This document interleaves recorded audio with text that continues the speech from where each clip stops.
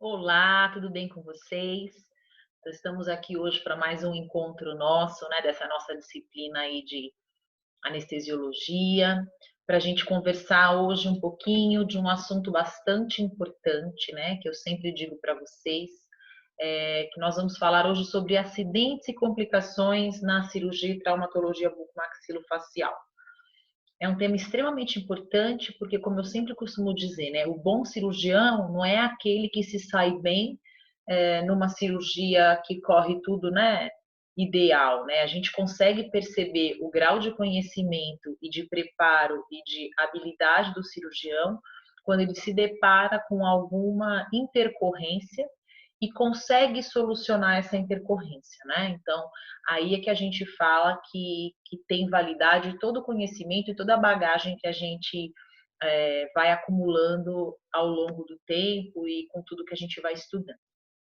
Então, nós vamos começar essa aula, primeiramente, diferenciando o acidente de complicação, que são coisas distintas, né? E vocês devem se lembrar, quando a gente conversou a respeito de anestesiologia, de técnica cirúrgica, que eu falei em um capítulo para vocês sobre os acidentes e as complicações que podem ocorrer durante a realização de uma anestesia.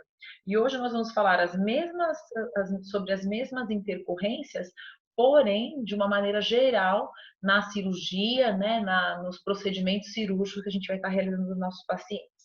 Mas os conceitos continuam sendo os mesmos, né? O que é um acidente? É uma intercorrência mais inesperada do que imprevisível, né? Uma coisa que você não está esperando, que vai acontecer quando? Durante o ato cirúrgico. Então, vai acontecer na hora em que você está operando o seu paciente. É aquele algo que deu errado, que aconteceu ali na hora.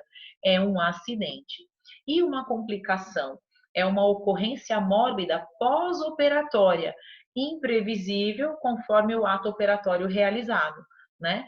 Então, a complicação é que ela vai acontecer no seu pós-operatório, né? Depois que você já terminou o seu ato cirúrgico. Então, essa é a grande diferença. O acidente é o que acontece durante a sua cirurgia, né? O que acontece de errado ali durante a sua cirurgia, e a complicação é aquela ocorrência que vai acontecer depois da sua cirurgia e que ela não era esperada, né? Você fazer uma cirurgia de um terceiro molar que te deu um trabalho e o paciente vai ter um inchaço no pós-operatório, um edema, você não pode dizer que é uma complicação, porque era algo esperado, né? A complicação é algo que você não espera que aconteça também no seu pós-operatório, tá? Então, acho que é importante a gente diferenciar bem isso daí.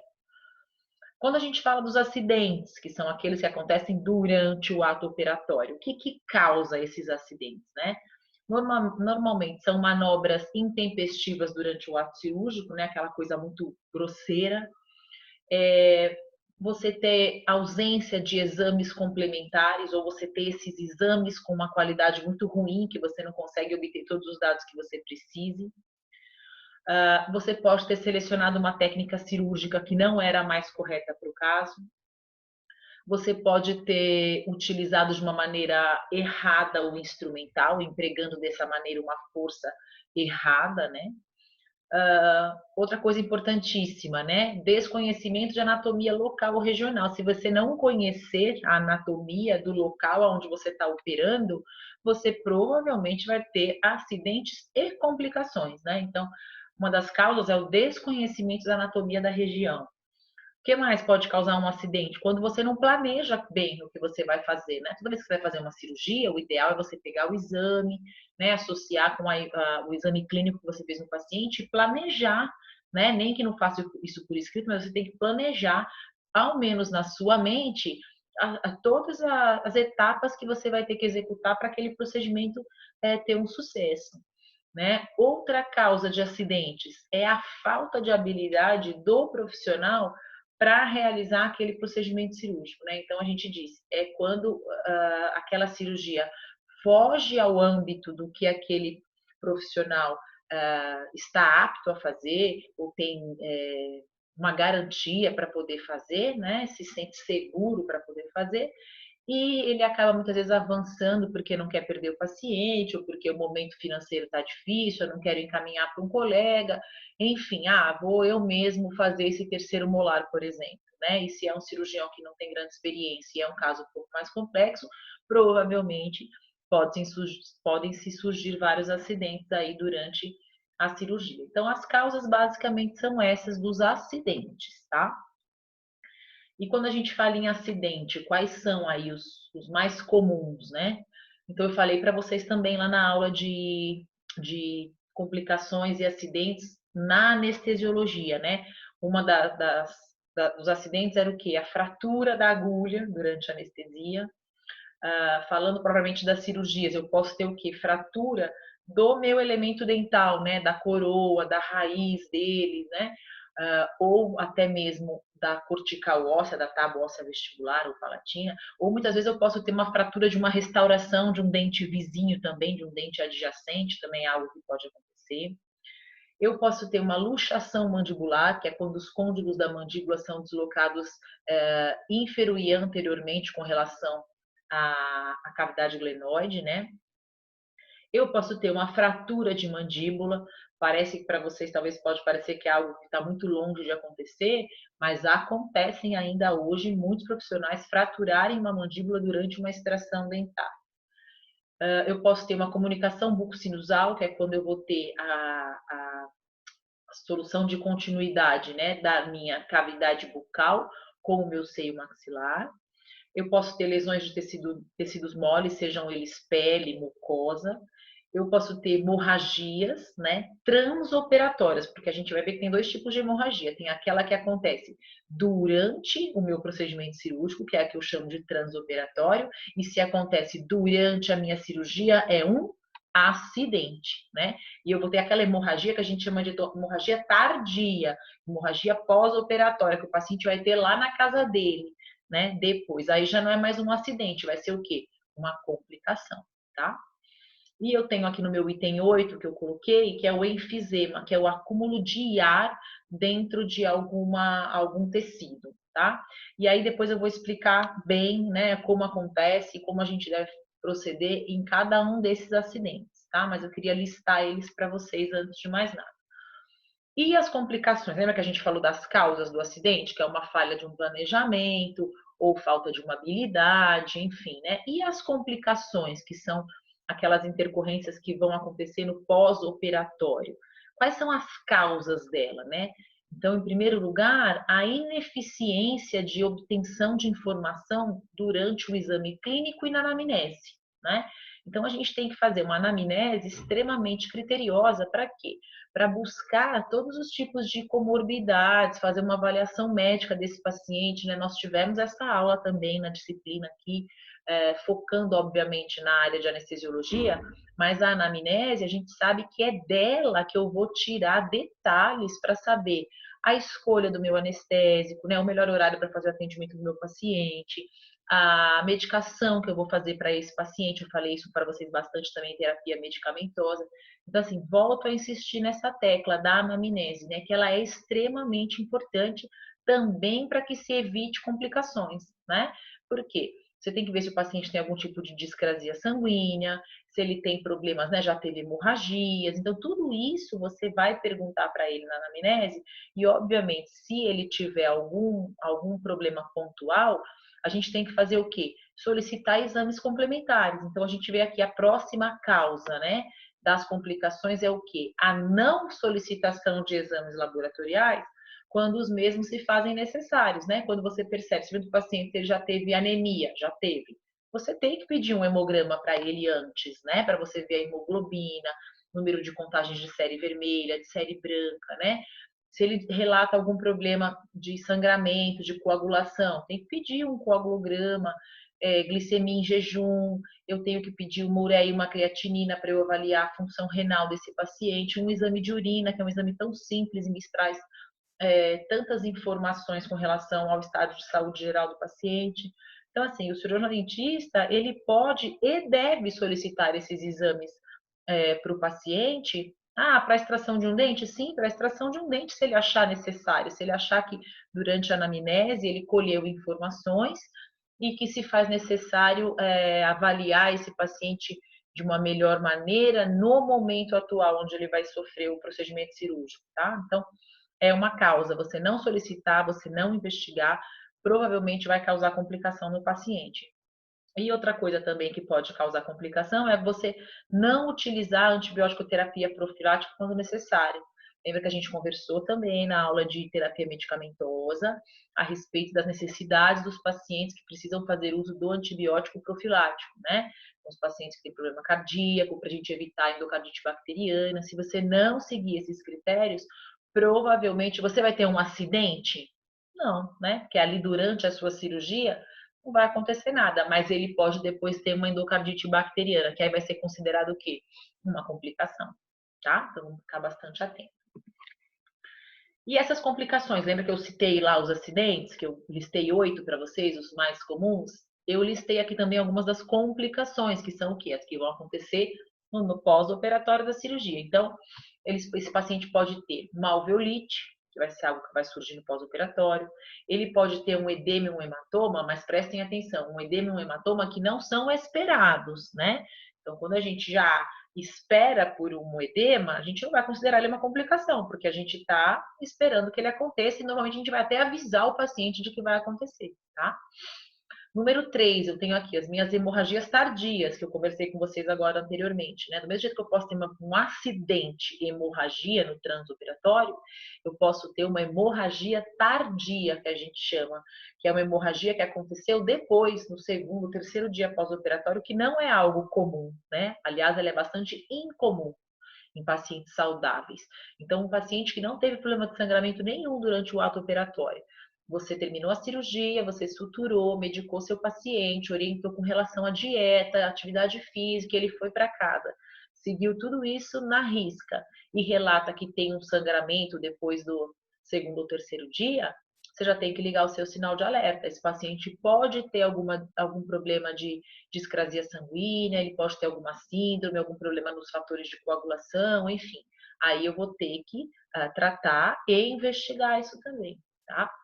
Uma outra complicação que também acontece bastante nos procedimentos realizados na cirurgia e traumatologia bucomaxilofacial são as parestesias, né? Que é a perda de sensibilidade, lesões aos nervos sensitivos da face. Posso ter também a paralisia? Posso, né? Qual é a diferença? Aqui eu tenho lesão de nervo motor, do meu nervo facial, né? Eu vou ter o quê? Paralisação de músculos da mastigação. Então, essa é a grande diferença. Pode ser uma complicação? Pode acontecer. E no número 6 eu coloquei infecções de uma maneira geral, mas aí a gente vai mais para frente abranger todos os tipos de infecção, desde de um abscesso odontogênico mais simples até uma mediastinite, tá? Mas tudo isso vai estar incluso no capítulo infecções, é uma complicação infecciosa, tá? Então vamos lá, vamos começar e vamos falar primeiro dos acidentes, né? Que são aqueles que acontecem lá, no meu transoperatório. Número 1, fratura da agulha, né? Já conversei bastante com vocês. Normalmente, quando essa fratura de agulha acontece, ela vai acontecer aonde? Entre o ponto de junção e o intermediário dessa agulha, né? Aonde fica aquela parte plástica que a gente rosqueia na carpule e aonde inicia a agulha propriamente. Então, quando eu for anestesiar o meu paciente, eu jamais vou introduzir a minha agulha até o final, até tocar naquela junção onde a gente conecta na carpule, né?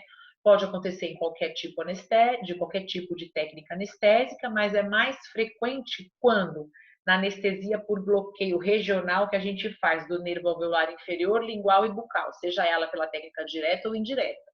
Então, o que a gente não pode é introduzir essa agulha até o final. A gente tem que deixar sempre uma parte da agulha estando aparente, né, para fora da mucosa. Na pior das hipóteses, aconteceu, né? Você se distraiu e a agulha fraturou. Primeira coisa que você fala ao paciente, não fecha a boca. Vocês vão se lembrar disso que eu falei muito isso para vocês, porque a hora que ele fecha a boca, a musculatura pode fazer com que essa agulha caminhe e aí você não consegue mais encontrá-la.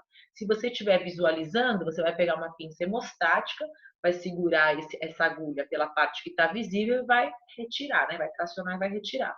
Caso você não esteja enxergando, a primeira coisa que você pode fazer ali no seu consultório no mesmo momento é uma radiografia, para você tentar visualizar e tentar localizar essa agulha. Se você não se achar apto para isso, você vai encaminhar esse paciente para um colega mais experiente, com uma bagagem um pouco maior, para ele poder estar removendo esse fragmento de agulha.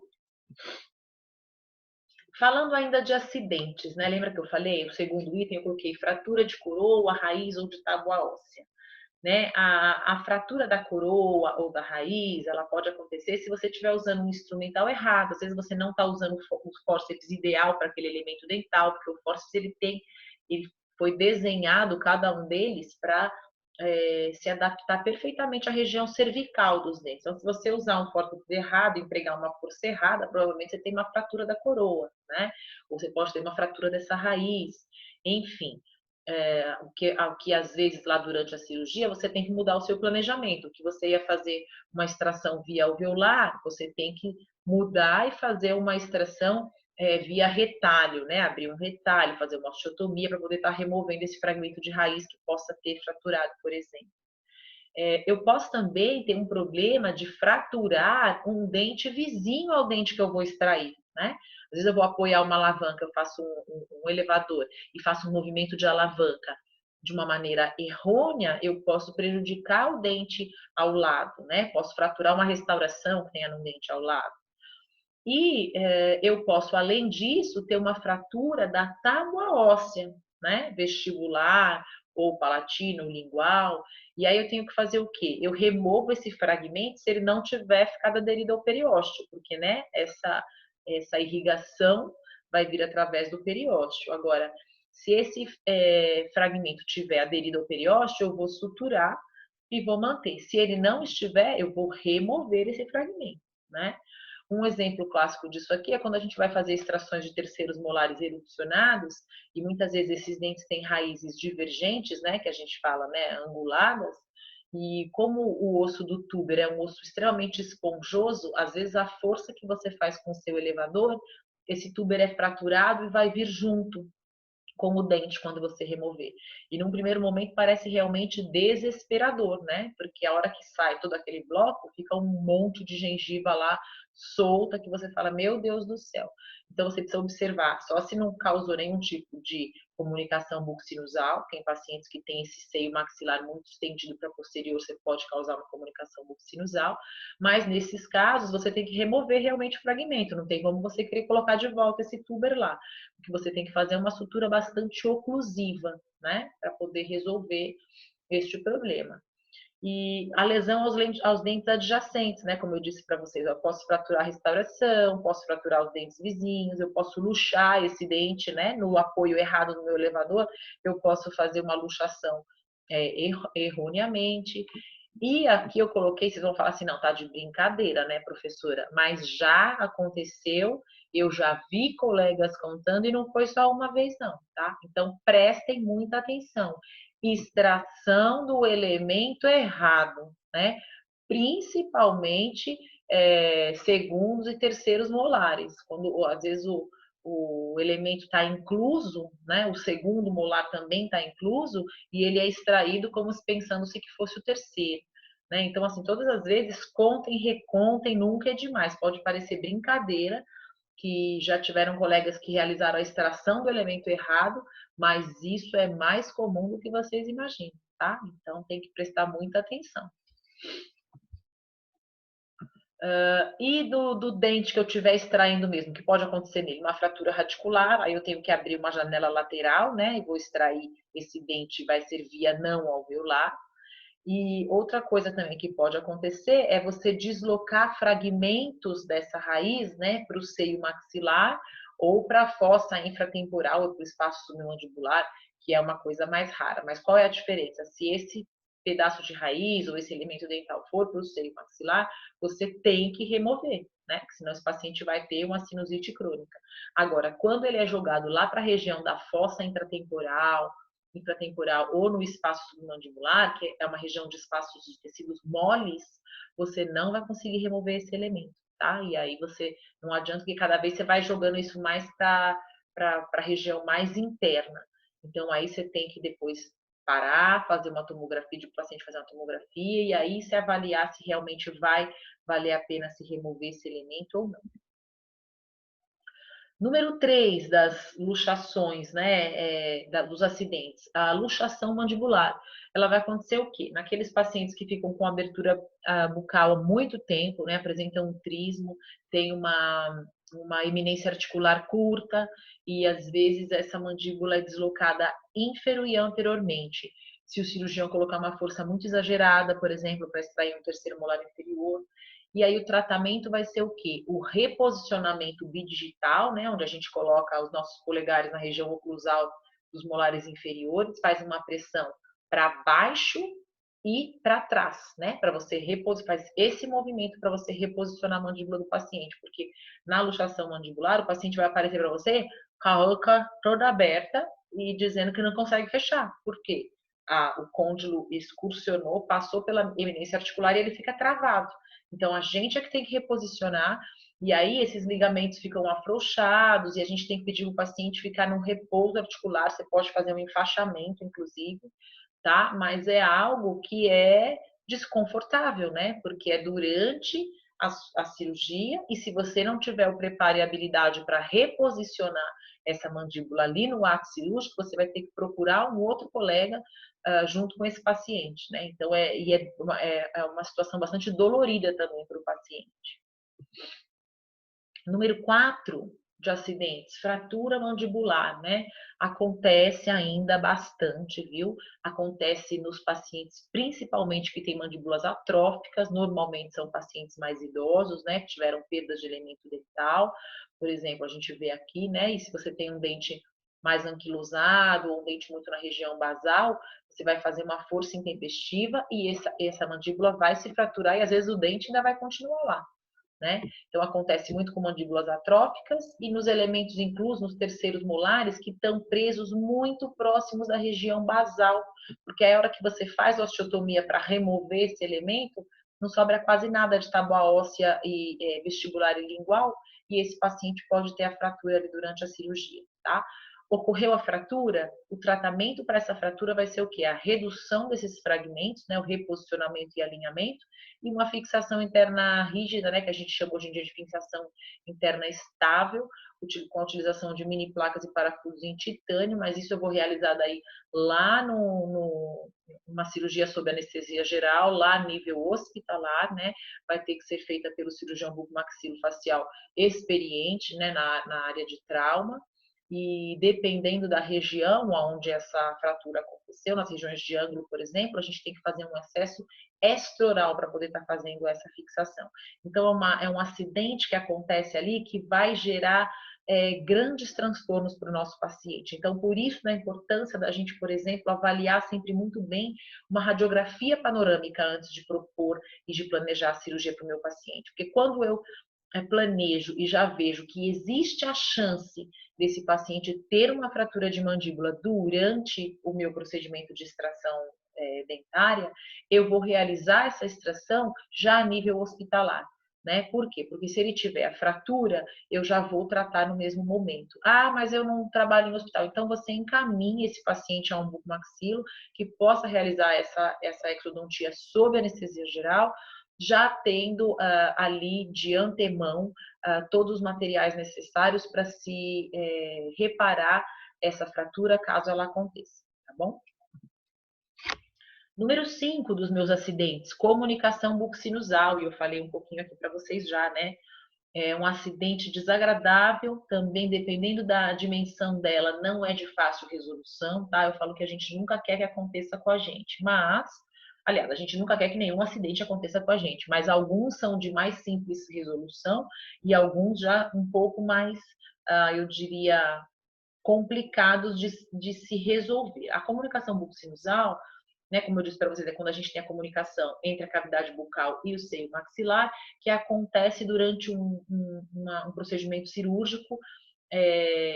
Normalmente acontece durante as exodontias de pré-molares e molares, né, superiores, obviamente, e esses molares mais na região de primeiro molar, né? Normalmente os terceiros molares lá na posterior não causam comunicação buccinusal, porque os seios maxilares não têm essa extensão tão posterior, na grande maioria, mas existem variações anatômicas, né? podem ocorrer fragmentos radiculares ou o próprio elemento dental de ser deslocado acidentalmente para o interior do seio maxilar, né? Isso sim pode acontecer muito com terceiros molares superiores inclusos, que estão em posições extremamente altas. Então, dependendo da maneira onde você apoia o seu elevador para fazer o movimento de extração, se você fizer um movimento errado, ao invés desse dente sair e ser extraído pela cavidade bucal, você faz um movimento contrário e você joga esse terceiro molar para o interior do seio maxilar, tá?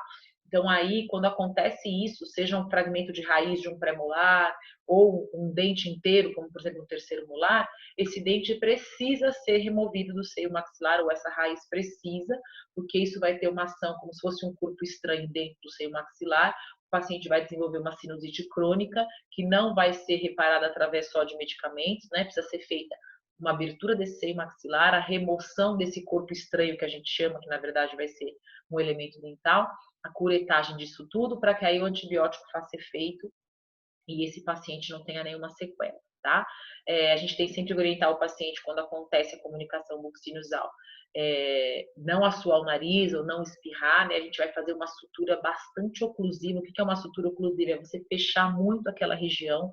Em alguns casos, principalmente quando você tem a comunicação bucosinusal advinda da extração de um pré-molar, você precisa muitas vezes rodar um retalho que a gente chama retalho em raquete, que ele tem o desenho em formato de uma raquete no palato, e você gira esse retalho para a região onde você tem a comunicação, para que você tenha tecido suficiente para fechar, né? E que você não tenha comunicação entre a boca e o nariz, porque senão o paciente vai se alimentar, ele vai ter essa passagem de alimento, ele vai falar, ele vai ter essa passagem de ar que vai dar um som mais anasalado na fala dele. Então,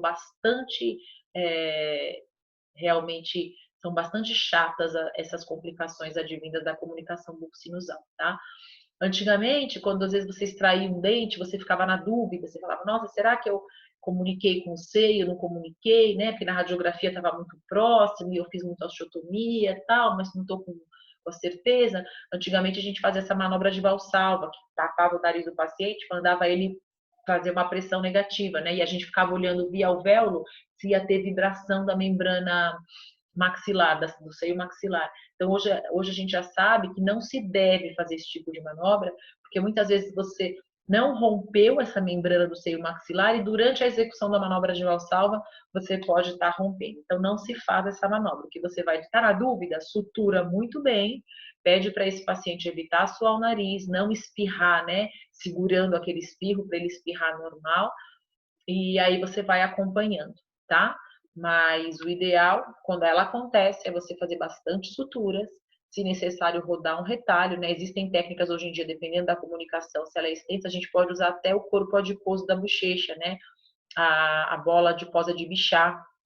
Daí, então, né, cuidado com quem anda fazendo bichectomia, porque se você tiver uma comunicação sinusal e não tiver mais a sua bola adiposa da bochecha, perdeu-se uma possibilidade também de fechamento de comunicação, tá? Hashtag fica a dica, não faz bichectomia se você não tem necessidade. Essa comunicação pode evoluir para uma sinusite crônica e uma fístula, né? A fístula é desagradável. O que é a fístula? É quando essa comunicação ela é epitelizada, né? E aí você tem esse canal de abertura aí. E em comunicações pequenas, suturar bem e recomendar que o paciente evite pressão negativa. E em comunicações maiores, utilizar o retalho, que eu falei para vocês, né? Que a gente roda e gira para ocluir e fechar melhor, ou até mesmo o corpo adiposo da bochecha. O que mais pode acontecer? As lesões em tecido mole, né? O que é o tecido mole? Mucosa ou pele. E vai acontecer porque é o resultado de uma manipulação incorreta dos tecidos, né? E do tipo e do tamanho do retalho utilizado. Vocês vão se lembrar, né? Retalho, eu tenho que abrir sempre as minhas relaxantes de modo que a base do meu retalho seja maior do que a extremidade, porque ele seja vascularizado. Eu tenho que tomar muito cuidado e principalmente orientar o meu auxiliar, o meu assistente, na delicadeza, no cuidado com a manipulação desses tecidos, né? Afastar devagar, não ficar tracionando muito, porque o paciente pode ficar com ferimentos no lábio, na mucosa, né? Pode ter um ferimento abrasivo, o motorzinho pode encostar ali. Então, normalmente, quando é uma laceração do retalho, né, que parece que esgarça algum pedacinho do retalho lá, eu vou suturar. Se for uma perfuração tecidual por instrumento, né? Você perfurou com um descolador, enfim. Normalmente a gente não sutura, né? Com broca, também normalmente a gente não sutura. E o ferimento abrasivo, né? Que nem, por exemplo, olha aqui no cantinho da boca, ficou puxando muito com o afastador, que não vou fazer nada, né? Vou mandar o paciente lavar, higienizar, não tem como eu querer suturar um movimento, um ferimento abrasivo. E as hemorragias transoperatórias, né? Prestem atenção aqui bem, porque eu já vou dizer para vocês, as hemorragias, tanto as transoperatórias como as pós-operatórias, normalmente eu vou tratá-las localmente da mesma maneira. O que vai diferenciar é a investigação que eu tenho que fazer dessas hemorragias. Então, quando eu penso numa hemorragia no momento da minha cirurgia, eu tenho dois tipos. Eu tenho aquela hemorragia que é arterial, que não queiram ter nunca, porque ela é pulsante, né? Ela chega, dependendo da artéria que você pega, do calibre, ela chega a esguichar no teto. Então, é uma hemorragia, um sangue vivo, vermelho e pulsátil, né? E eu tenho a minha hemorragia venosa, que é aquela que a gente chama em lençol, que é um sangue um pouquinho mais escurecido e que ele não é pulsátil, né? Ele não é, ele vai umedecer aquela região ali, a gente chama em lençol mesmo. As hemorragias arteriais, quando elas acontecem, o que eu tenho que fazer? Pinçar essa artéria, né? E aguardar para que se tenha a coagulação e que aquilo se resolva, né? Aí você tem que pensar, mas isso eu vou conseguir pinçar uma artéria se ela for uma artéria que esteja extraóssea, né? Em tecido mole eu consigo pinçá-la, ou consigo cauterizá-la com um bisturi elétrico, por exemplo. Agora, se for uma artéria que ela está correndo intraóssea, como é que você vai pinçar? Você não vai conseguir pinçar. Você vai conseguir cauterizar? Também muito dificilmente. Aí eu preciso ter no meu consultório sempre a cera para osso, que é uma cera mesmo própria para isso, que a gente faz, né, uma bolinha e vai colocar lá na região do osso e vai comprimir, porque essa cera vai fazer compressão e vai fazer com que esse sangue que esteja nessa artéria se coagule, né? Então, esse é basicamente o tratamento das hemorragias arteriais. Quando eu penso na hemorragia venosa, que é essa hemorragia em lençol, eu vou, primeira coisa, fazer um tamponamento com gaze, né? Vou pegar uma gaze, vou pôr no local e vou pressionar. Vou pressionar e vou pressionar e tem que aguardar uns 5 minutos. Não adianta eu colocar gás e tirar, colocar gás e tirar, colocar gás e tirar. Não, eu vou colocar gás e vou deixá-la lá. Tiro depois de 5 minutos, ponho mais um, né? Eu posso utilizar também uma esponja de fibrina absorvível, que a gente tem o nome comercial de gel Foam, né? Eu tenho também a celulose oxidada regenerada, que é o Surgicel, que é uma espécie de uma gaze, ele parece uma gaze, também que tem essa substância. Ou eu posso usar a cera para osso, que é essa que eu falei para vocês, né? Que é a própria. E vou fazer uma sutura oclusiva sempre bastante em massa. E ainda posso usar algumas medicações antifibrinolíticas. Aqui é o Hemospon, que é um outro nome comercial também do Gelfoam, tá vendo? É uma esponja hemostática de colágeno hidrolisado. Que você vai colocar, ela vai te ajudar no controle desse sangramento, né? Ela vem assim, ó, nos cubinhos, nos quadradinhos aí, com diversos tamanhos que você pode escolher para comprar. E lembra que eu falei que tem alguns fármacos antifibrinolíticos que a gente pode usar? São os fármacos que o nome comercial dele é o Transamin, que é o ácido transexâmico de 250 miligramas. Você pode administrar uma ampola no paciente já, né? A hora que ele está tendo hemorragia, você tentou controlar local ali, né? Fez o seu pensamento, ou fez a sua cauterização, ou você fez a compressão, enfim, controlou. Terminou a sua cirurgia, você pode fazer um Transamin, uma ampola dessa medicação, se você estiver no seu consultório, ou você pode pedir para esse paciente tomar essa medicação via oral também, que ela também tem comprimidos, né? A cada 8 horas, normalmente a gente pede para ele tomar por 2 dias, tá? E a injeção por via endovenosa deverá ser mais lenta possível, cerca de 1 ml por minuto, também não são 5 ml que você tem que administrar. Mas aí você tem que ter uma experiência em punção venosa, enfim, né? Aí é o que eu falo, cada um é que sabe até onde pode ir, mas é importante vocês saberem que existe um fármaco que é o Transamin, que pode ser usado tanto para essa cirurgia, para essas hemorragias aí no transoperatório, como também nas minhas que o paciente vai ter como complicação, que vai ser no pós-operatório. Eu posso utilizar o mesmo Transamin também para tratar aquela hemorragia pós-operatória, tá? Ainda tenho como acidente, eu listei para vocês lá o último deles, e graças a Deus ele é bem raro, pouco comum mesmo, é o enfisema, que é o acúmulo de ar entre as fáscias musculares, né? O que acontece normalmente? Quando você precisa fazer uma extração, né, e você programa fazer ela via alveolar, muitas vezes durante essa extração você vai ter um acidente, por exemplo, de uma fratura da coroa. E aí você precisa extrair aquela raiz. O ideal é você fazer o quê? Uma incisão, abrir um retalho. Eu sempre digo para vocês, vocês têm que enxergar o que vocês estão fazendo. Se vocês não enxergarem, vocês não vão conseguir remover o fragmento de raiz que está fraturado. Mas, enfim, às vezes o cirurgião está com preguiça, ou não quer, ou não se planejou. Ali na mesa cirúrgica que ele montou não tinha bisturi, não tinha descolador, não tinha. Aí ele resolve pegar o alta rotação e, sem abrir o retalho, começar a tentar tirar um pouco de osso ali, mesmo com tecido mucoso e gengiva ao redor. O que pode acontecer? Esse ar que a gente tem, né, que produz o aerosol da caneta da alta rotação, ele pode entrar nesses espaços entre as fáscias musculares. E aí o paciente vai ter um edema e um inchaço assim na hora, como se você insuflasse um balão, porque esse ar entra lá para dentro, e aqui, se você palpa no paciente, você sente ele crepitar, como se fosse uma bexiga aí mesmo, né? É bastante raro. Isso pode persistir por até 2 meses, porque normalmente isso é reparação de cada paciente, né? Eu tenho pacientes que vão ficar uma semana, tem paciente que vai ficar 2 semanas, tem paciente que vai ficar 2 meses. Por quê? Não existe como você remover esse ar de lá.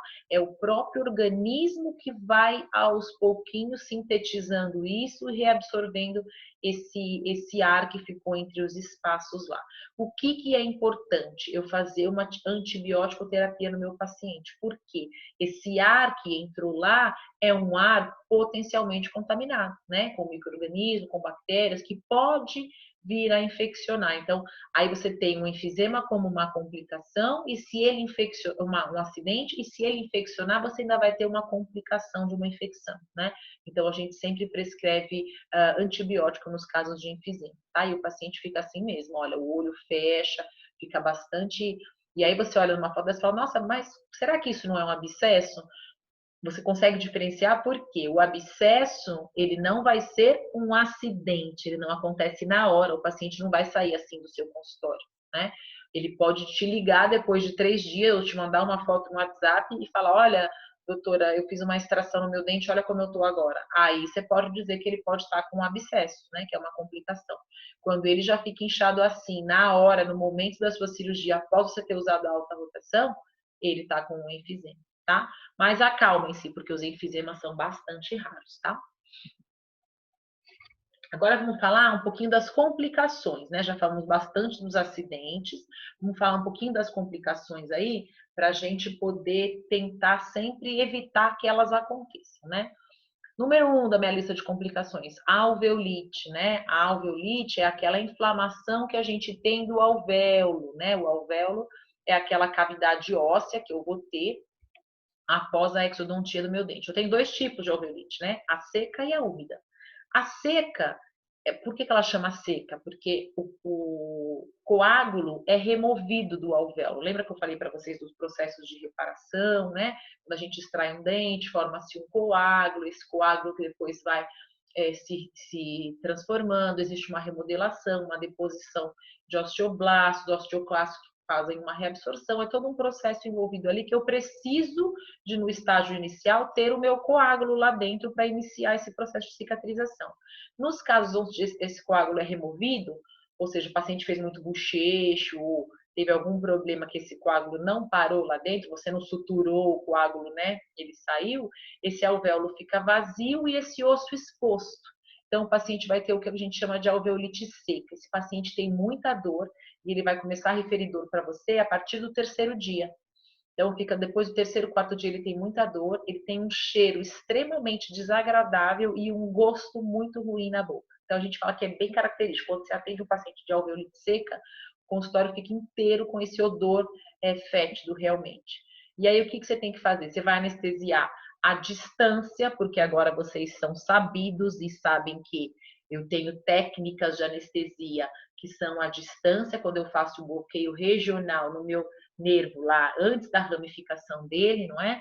Então, você não vai anestesiar localmente, o paciente está com dor, você anestesia à distância, você vai irrigar esse alvéolo com água fenolada, que é a água com fenol diluído nela, e vai fazer um curativo. Aí você tem vários curativos para tratamento de alveolite, como por exemplo o Alveolex, você tem o outro que chama Alveosan, e um que eu gosto muito que chama-se Alvogil, que ele é uma espécie de umas tirinhas marrom escura também que funciona bastante, né? Mas eles têm a base deles com anestésico, né? Com a benzocaína, com o eugenol. Então, para dar um alívio imediato. Normalmente, quando o paciente está com muita dor, você irriga esse alvéolo e coloca essa medicação lá dentro, ele já tem um alívio, assim, bastante imediato, tá? Então, a gente pede para não curetar os casos de alveolite seca, só irrigar e colocar esse curativo. Já na alveolite úmida, você vai olhar clinicamente e você vai ver que tem um coágulo lá, mas é um coágulo todo estranho, né? Parece que tem corpo estranho, ou que tem resíduo de alimento. É uma dor que acontece, mas ela não é tão intensa quanto a da alveolite seca, né? E também dá um odor desagradável e um gosto desagradável também. Nesse caso, o que eu vou fazer? Eu vou anestesiar também à distância, vou curetar, vou remover aquele alvéolo todo, aquele coágulo todo desarranjado e vou deixar que o próprio sangue do paciente preencha ali, que se forme um outro coágulo e vou suturar. Então a gente fala, é como se fosse fazer só a toalete da cavidade mesmo, a limpeza. Anestesia, remove aquele coágulo, irriga, lava, deixa formar ali um sangue novo no alvéolo e sutura, tá? Esse é o tratamento da alveolite úmida. E pode muitas vezes estar acontecendo também só uma deiscência da ferida cirúrgica, né? Às vezes você não suturou da maneira como deveria, o paciente sente dolorido porque, né, aquilo não está muito bem acomodado, também dá um cheiro ruim. Também você pode anestesiar à distância e reorganizar essa sua sutura. Às vezes ficou alguma espícula óssea, você pode usar uma lima para fazer uma raspagem desse osso, né? Muitas vezes ele acaba sequestrando, mesmo forma um sequestro, né? Que é um pedacinho do osso que é expulso ali. Mas, enfim, é fazer mesmo uma higienização de toda aquela região, né? Limpar e suturar novamente.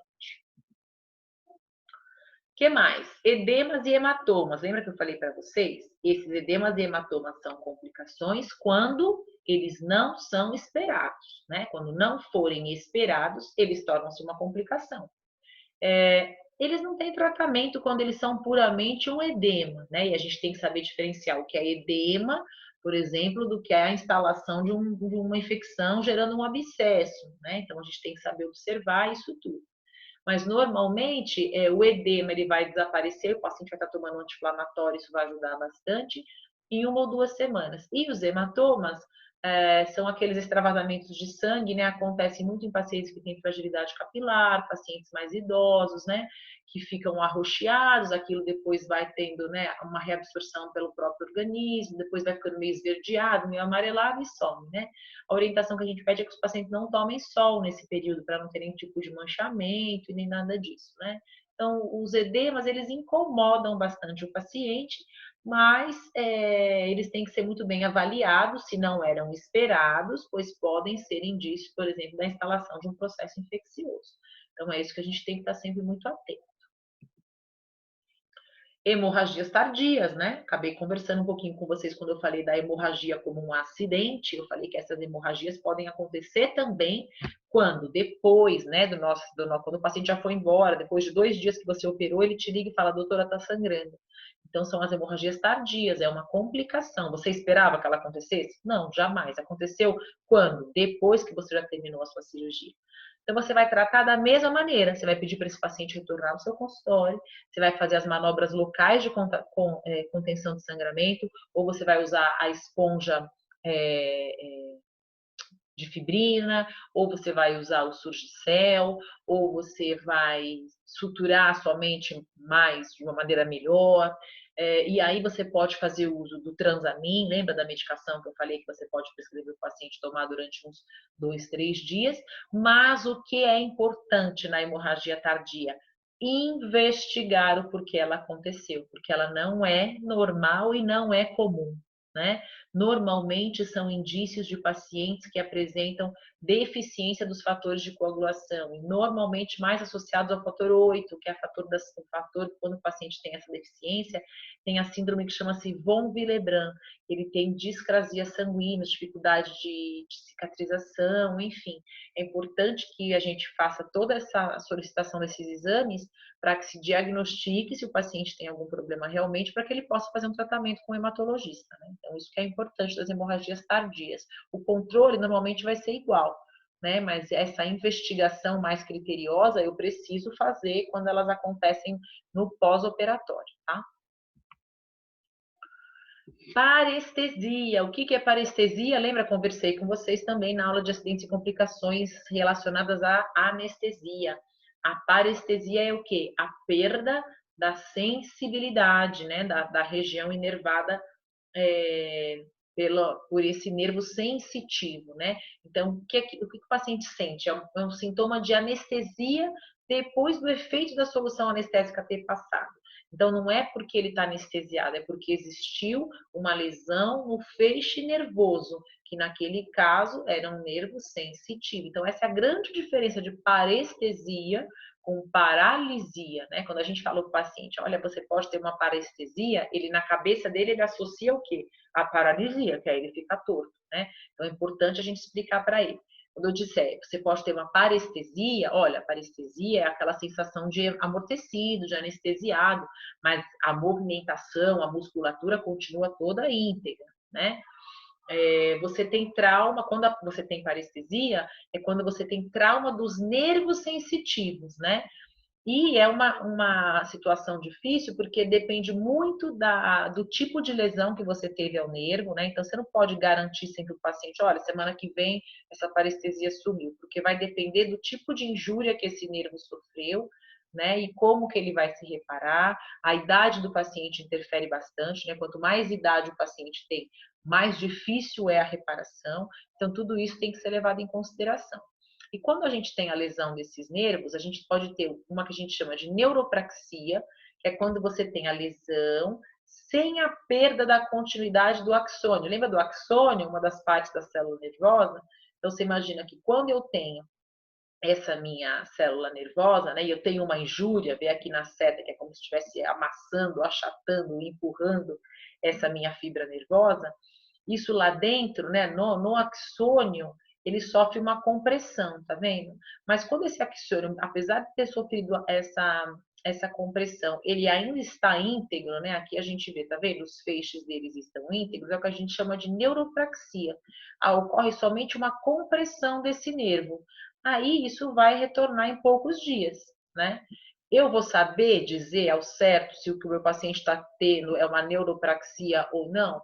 Eu só vou saber com relação ao tempo de retorno disso. Se voltar em pouquíssimos dias, eu sei que foi só uma compressão do nervo. Se eu tiver com dificuldades de retorno dessa sensibilidade, aí eu já vou saber que o que ele está tendo é o quê? Uma axonotimese, que é uma lesão com perda de continuidade do axônio. Tá vendo? Aconteceu a mesma coisa, uma injúria na célula nervosa, só que olha o que aconteceu com as fibras aqui do axônio, elas foram rompidas, né? Preserva-se o endoneuro, que é essa membrana mais externa, né? Mas a parte interna do axônio lá foi rompida. Aí, nesses casos, vai demorar de 2 a 6 meses. Então, como é que eu vou saber eficazmente qual foi o tipo de lesão que o axônio sofreu? Vai depender de quanto tempo essa sensibilidade vai demorar para estar retornando, né? E existem as parestesias que muitas vezes ficam definitivas, que é quando você tem o rompimento, inclusive, desse endoneuro, né? Então, tudo isso tem que ser muito avaliado. E quando que elas podem acontecer, né? Essas parestesias? Normalmente, elas podem acontecer é, por, por quando você vai fazer a extração de um terceiro molar incluso e ele tem uma proximidade radicular muito grande com a região do nervo alveolar inferior, você pode ter por simples compressão ou uma curetagem daquela região, a parestesia de toda a região inervada pelo nervo alveolar inferior, né? Então, isso pode acontecer. Durante as cirurgias ortognáticas, onde a gente faz reposicionamento posterior ou superior da mandíbula do paciente, e a gente tem que fazer uma separação desses corpos, o paciente fica com uma parestesia também no pós-operatório, que é esperada, né? Então, diversas situações causam parestesia mesmo nesses pacientes, tá? Uma outra complicação, também nada agradável, aí é a paralisia, que é a tão temida pelos pacientes. A paralisia, eu tenho o mesmo tipo de lesão como na fibra nervosa, assim como eu mostrei para vocês agora na parestesia, só que essa fibra nervosa é uma fibra motora. E qual é o meu nervo motor que faz inervação da minha face, que eu já expliquei para vocês várias vezes? É o nervo facial, né? Então, normalmente você vai lesionar um dos ramos dele. E aí, acontece muito? Não, graças a Deus, né? No consultório, só talvez você tenha paralisia temporária se você fizer um posicionamento errado da sua agulha numa técnica de bloqueio de nervo alveolar inferior e você encharcar de líquido anestésico a região da parótida. E a gente sabe que o nervo facial tem as suas ramificações e emerge próximo da região da parótida. Então, muitas vezes, a injeção de solução anestésica próximo àquele local, né? Você fica dando 1, 2, 3, 4, 5 tubetes e acaba anestesiando o ramo do nervo facial, né? Ou zigomático, ou marginal mandibular, enfim, e o paciente fica com paralisia. Só que aí, quando esse anestésico é absorvido pelo organismo, essa paralisia, né, ela termina também. Agora, quando eu tenho uma paralisia causada por um acesso cirúrgico para correção, por exemplo, de uma fratura facial, de uma fratura de mandíbula, de ângulo, né? E se eu não planejar bem esse meu acesso, eu posso ter uma lesão a esse nervo marginal mandibular do facial, por exemplo, e aí o paciente fica com uma paralisia definitiva, né? Também muito pertinente se prestar muita atenção nos acessos pré-auriculares, né? Que a gente chama pré-auricular ou endaural ou pré-auricular com extensão de alcaiar, quando a gente vai fazer acesso às cirurgias de articulação temporomandibular, bem a região onde a gente tem o nervo facial. Então, tomar bastante cuidado também, tá? E as infecções, né? Lembra que eu falei para vocês com relação às infecções que eu ia daí subdividi-las, né? Então, como complicação, né? Aconteceu no pós-operatório, é uma complicação. Relacionada à infecção, tem agente infeccioso. Aí eu posso ter alguns tipos de infecção, desde um abscesso local, que a gente chama de abscesso odontogênico, até abscessos maiores e até a mediastinite. Então, eu vou falar de um por um aí para vocês, para a gente ir conversando um pouquinho. Basicamente, o tratamento de um abscesso vai ser igual, mas é importante que vocês saibam diferenciá-los. O abscesso odontogênico não acontece muito hoje em dia, mas não quer dizer que não possa acontecer com vocês, né? É quando você tem aquela infecção realmente proveniente do dente, seja ele já microsado ou um dente que você extraiu e ficou um fragmento, enfim, ele tem uma associação ao dente, né? E aí você vai fazer uma drenagem, que pode ser intra ou extraoral, e vai administrar um antibiótico aí por no mínimo 7 dias, tá? E obviamente remover o foco da infecção. Aí, quando você começa a pensar em abscessos, você tem isso de uma maneira mais grave, né? O abscesso cerebral, por exemplo, ele desenvolve-se a partir da via hematogênica, né?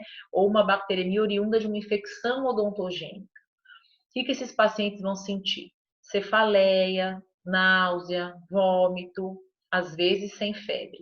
Tem perda de consciência, meningismo que a gente fala, né, que é cefaleia, fotofobia, né, a luz incomoda e rigidez de nuca. Pode ter uma hemiplegia, que é uma paralisação, né, uma paralisia de metade do corpo, pode ter uma anemia, pode ter convulsão, né? Como que se vai diagnosticar? Vai se fazer um exame clínico, uma ressonância nuclear magnética para poder se diagnosticar. E o procedimento de tratamento vai ser o quê? Drenagem também, né? Que aí você vai ter que fazer, quem vai ter que fazer o tratamento desse paciente é um neurocirurgião, porque a drenagem vai ter que ser realmente via transcraniana, tem que se fazer um acesso, né? Fazer a drenagem cerebral. Mas, para a gente ver que é algo que não está muito distante, você deve se lembrar do caso dessa modelo famosa, chamada Renata Banhara, né?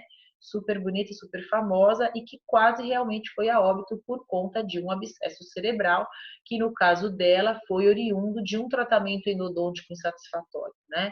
Então a gente tem que sim tomar cuidado e preconizar sempre os acompanhamentos dos pacientes, os retornos periódicos, né? Principalmente quem faz endodontia, de polpas necrosadas, né? Isso tem que ser muito levado em consideração. Ela ficou um período grande com uma sequela, com uma paralisia facial, porque ela teve durante esse acesso para a drenagem dos abscessos, ela ficou em UTI, ficou bastante grave, e agora ela tem se recuperado bem, mas à base de muita fisioterapia. Para quem tiver curiosidade, lança lá no Google e vê lá o tipo de abscesso que ela teve, e vocês vão ver que é exatamente isso daqui que eu estou falando para vocês, tá? Então, vamos ficar sempre bastante atentos. Outro abscesso muito importante é o que a gente chama de angina de Ludwig, que é o quê? É quando você tem o acometimento de 3 espaços faciais, que são os submandibulares e os sublinguares, o sublingual e o submentoniano, de uma vez só por uma infecção de um dente inferior, presente por um dente inferior. Então, o aspecto do paciente, ele fica com esse papo grande, né? Porque você tem o comprometimento dos espaços submandibulares, submentual e sublingual, e o paciente começa a ter dificuldade respiratória, né? Porque ele começa a ter dificuldade de passagem de via aérea mesmo, porque aquilo vai formando a secreção lá dentro e isso precisa ser drenado, né? O tratamento é o quê? É uma drenagem imediata com antibiótico terapia endovenosa e ele precisa de hospitalização, porque é um caso muito grave, né? A angina de Ludwig, ela pode realmente levar a óbito se não for drenada. Então, quando já estão nessas proporções, a drenagem que a gente faz é extraoral. E lembra do que eu falei para vocês da importância da gente ter que fazer, saber que existe anestesia extraoral? Eu tenho que anestesiar extraoral esse paciente, né? Antisepsia, anestesia, vou fazer uma incisão onde nos pontos de flutuação, que são aqueles pontos mais eminentes dos edemas, né? Vou, olha, colocar uma cuba, vou irrigar, vou drenar e vou deixar isso com dreno, vou internar esse meu paciente para fazer uma antibiótico terapia endovenosa e poder estar tratando toda essa infecção aí, tá? E vou acompanhar ele ainda por bastante tempo. E a mediastinite descendente necrosante. Da mesma maneira que eu falei que a, a a famosa Renata Banhara teve um abscesso cerebral, é uma via ascendente da infecção, ou seja, que ela vai para cima, né? Dos dentes maxilares, ela tem a via hematogênica que a gente fala da circulação é ascendente, essas bactérias vão lá para o cérebro. Quando eu tenho em dentes inferiores, né? Normalmente vão causar primeiro o que? Essa angina de Ludwig, que se você não tratar, ela pode evoluir para quê? Para mediastinite, né? Para essa infecção, ela tem um processo descendente na parte inferior, né? Ela vai descendo e pode atingir a região do mediastino, que é a região onde a gente tem alojado aqui o nosso coração, né? E aí o paciente tem uma infecção chamada mediastinite, que é uma infecção generalizada e que vai levar esses pacientes a óbito em até 40%. Então, isso é extremamente importante. Antigamente, o Conselho Regional tinha uma campanha que dizia o dente pode matar, e o dente pode matar e pode continuar matando até nos dias de hoje, né? Então, a gente tem que saber diagnosticar. Se você não souber tratar, você tem que, no mínimo, saber encaminhar ou dizer para esse paciente, olha, procure um pronto-socorro médico urgente agora, né? Esses tipos de abscessos têm que ser drenados imediatamente, feito uma antibiótico terapia profilática para a gente poder salvar esses pacientes. Ainda tem muitos pacientes nos dias de hoje, principalmente nos serviços públicos, que vão a óbito por conta desses tipos de infecção, tá? Ó, essa é uma paciente que teve a mediastinite, tá vendo? Ela foi drenada bem nessa região aqui, já abaixo do osso hioide, né? Então, é importante a gente saber diagnosticar isso daí. E aqui, só para fechar essa nossa aula, que eu vou exemplificar para vocês que um acidente, né? Lembrem-se, acidente acontece lá durante a minha cirurgia, que causa e provavelmente causará até uma complicação. O que aconteceu com esse paciente aqui? Olha, ele tinha um terceiro molar incluso que foi tentado ser removido por um colega que não tinha experiência, e aqui era o caso a gente já está fazendo a cirurgia desse paciente, programando-se que poderia acontecer uma fratura de mandíbula, para eu já estar apto para poder fixar e reduzir essa fratura, mas foi-se feito tentativa por um colega no consultório, ele não conseguiu remover o dente, e aconteceu o quê? Fraturou a mandíbula desse paciente, né? Ele teve um acidente, ele fraturou a mandíbula. Só que este acidente gerou o quê? Uma complicação, porque olha o que o paciente teve, um abscesso, porque além de ter sido fraturada a mandíbula, o elemento em questão foi mantido e o paciente não foi tratado, né? Então não foi nem avisado de que teve essa fratura. Foi para casa, começou, né, com o passar do tempo ter excedema, aí nos procurou no pronto-socorro, e aí quando a gente viu, radiografou, já viu que era um abscesso, que estava tomando grandes proporções, drenamos, né, drenamos a princípio com uma seringa, aí tinha bastante secreção, fizemos uma incisão, divulsionamos, colocamos o dreno, né, para poder resolver o problema desse paciente, né, internação, antibiótico-terapia, enfim, mas que a gente possa sempre, a ideia é que a gente possa sempre estar atento para prevenir, né? Olha aí, a prevenção dos acidentes e a complicação é o melhor que a gente tem para fazer, é a gente se prevenir para que elas não aconteçam, né? E o que eu tenho que fazer para isso? Sempre um histórico médico adequado do meu paciente, estar sempre com posse do meu exame de imagem desse paciente de boa qualidade, realizar os princípios cirúrgicos básicos sempre e adequadamente, explicar corretamente ao paciente as recomendações pós-operatórias, né? E até fazer esse paciente assinar um termo de consentimento esclarecido, naqueles casos, por exemplo, onde você está vendo que a raiz do terceiro molar já está muito próximo do nervo alveolar inferior, então você já explica para ele que ele pode ter uma parestesia, faz ele assinar esse termo, né? Para ele não dizer assim depois, poxa, doutora, você não me avisou, né, que eu podia ter. Então é importante fazer esse termo de consentimento. Melhor maneira que a gente vai ter de lidar com eles é, sabe o quê? Nos prevenindo para que eles não aconteçam. E o que a gente tem que fazer? Nos planejar, né? Quem planeja é igual uma viagem que você vai fazer. Se você não se planejar, provavelmente dê muita coisa errada. Se você se planejar, a chance das coisas darem errado não é que elas não podem acontecer, elas até podem acontecer. Mas as chances são muito menores e talvez você já tenha estudado todo o roteiro, você saiba como lidar com as intercorrências, né? E uma outra dica importante demais, volto a dizer, realize as cirurgias para as quais você está preparado. Reconheça os seus limites. Nenhum de vocês vai começar lá na clínica fazendo extração de um terceiro molar incluso, né? A gente tem que reconhecer as nossas limitações e saber que a gente começa sempre do menor para o maior, né? Então, isso é importante. Muitas vezes o cirurgião não saber até onde vai o seu limite é que o coloca em várias intercorrências com acidentes e complicações, tá? Enfim, volto a dizer para vocês, a gente ter conhecimento e saber e dominar a nossa área, a nossa técnica de trabalho, a anatomia é fundamental, né? Porque na hora que você tem uma hemorragia, você tem que saber de onde está vindo aquele sangramento, se aquela artéria é ramificação de onde, para onde ela vai, né? Que ela está fazendo, enfim, se ela corre intraóssea ou se ela é extraóssea. Enfim, eu tenho que conhecer, né? Para eu poder saber tratar essas minhas complicações, para eu poder evitar os meus acidentes, eu tenho que saber. E para saber, eu tenho que estudar, né? Coisa que vocês estão fazendo aqui. Tá bom? E com isso eu encerro aqui mais uma aula nossa, me colocando mais uma vez à disposição aí de vocês, tá? Se vocês tiverem qualquer dificuldade, qualquer dúvida, eu estou aqui à disposição. Vocês podem me chamar, a gente pode marcar aí uma reunião, enfim, um fórum, para a gente poder tá tirando essas dúvidas aí, tá bom? Fico à disposição de vocês, precisar de qualquer coisa, tamo junto, viu? Até mais.